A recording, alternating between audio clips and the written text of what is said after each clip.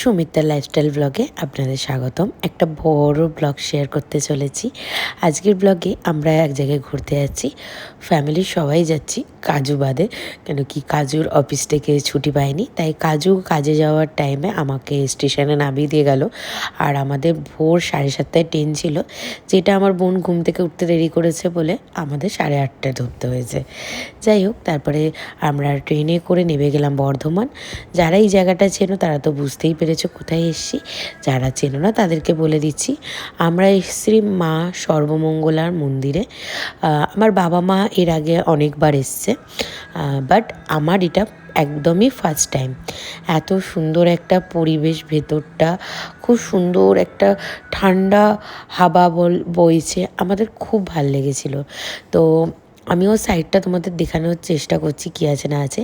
আর এখানে ভোগের time, ticket দেওয়ার টাইম হচ্ছে সকাল 9:30। তো সকাল 9:30 থেকে দেওয়া হচ্ছে ওই বোধহয় 10টা অবধি। কেন কি আমরা যখন ঢুকেছিলাম তখন অলরেডি 11টা বাজে, আমরা ভোগের টিকিট পাইনি। তো যাই হোক, ঠাম্মাকে নিয়ে টুকটুক করে আমি ভেতর দিকে যাচ্ছি, কারণ বাবা গেছে প্রসাদ আনতে। আর এইখানে দেখতেই পাচ্ছ, ঢুকেই শুরুতেই আমাদের ভোলা মহেশ্বরের মন্দির। মা যেখানে সেখানে তো বাবা থাকবেই। মা যেহেতু, আমার মা যেহেতু আর বাবা মিলে গেছে হচ্ছে পুজোর ডালি আনতে, তাই আমি ঠাকুমাকে নিয়ে একটু সামনের দিকটা গিয়ে বসি। তারপরে চলো তোমাদের সাথে কথা বলছি। দাঁড়াও, আগে নিয়ে গিয়ে ঠাম্মাকে বসাই। জার্নি করে মুখের অবস্থা একদম খারাপ হয়ে গেছে। যাই হোক, মন্দিরে চলে এসেছি, আর এখানে বোন বসে আছে। এই মন্দিরে এই দেখ সকাল সকাল বিয়ে হয়েছে। অনুমতি ছাড়া ভিডিও করা উচিত না, করে ফেলেছি, লোকে স্টিকার দিয়ে দেবো। মা বাবা চলে এসছে পুজোর ডালি নিয়ে। চলো আমাদের দেখাই, পুরো জায়গাটা ঘুরে দেখাবো। মা বাবা তো পুজো দেওয়ার জন্য ওখানে দাঁড়িয়ে রয়েছে, আমরাও ভেতরে গিয়ে তোমাদের মায়ের দর্শন করাচ্ছি। আর সাইডে ঘোরার মতন যেটুকু ছিল সেগুলো আর ভিডিও করতে ওরা দেয়নি, তাই ভিডিও করতে পারিনি। এখানে একটুখানি একটা জায়গায় এসে বসার পরে আমাদের বিখ্যাত খ্যাপাদা, তোমরা সবাই দেখেছো ভিডিও অবশ্যই, ওনাকে হুট করে আমরা দেখতে পেয়ে যাই। আর বাবা যেহেতু এর আগেও একবার এসেছিল, তো বাবা ওনার সাথে দেখা করেছিল, ওনার বাড়িতেও গেছিলো। তো বাবাকে দেখেই উনি চিনতে পেরে যান। তারপরে আমরা বাবা বলে যে আয় তোদের সাথেও একটু আলাপ করিয়ে দিই। খুব ভালো মানুষ, ওনার সাথে কথা বলে খুব ভালো লেগেছে। আর এখানে আরেকজন এসেছিলো, ওনার সাথেও আলাপ হয়েছিল, বাপিদা।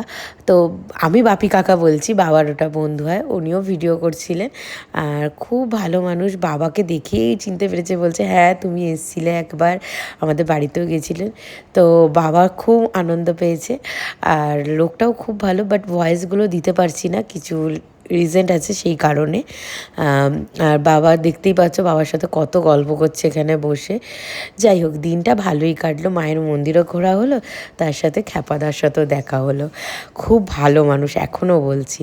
তো তারপরে ওনার সাথে কথা বলে টাটা করে আমি আর বাবা সবাই মিলে আমরা বেরিয়ে পড়লাম বাড়ির দিকে। আমরা গিয়েছি আর এসছি, কেন কি বাবার ছিল ইভিনিং ডিউটি, ওই জন্য আমরা 12:30 ট্রেনটা ধরে আবার ব্যাক করেছি।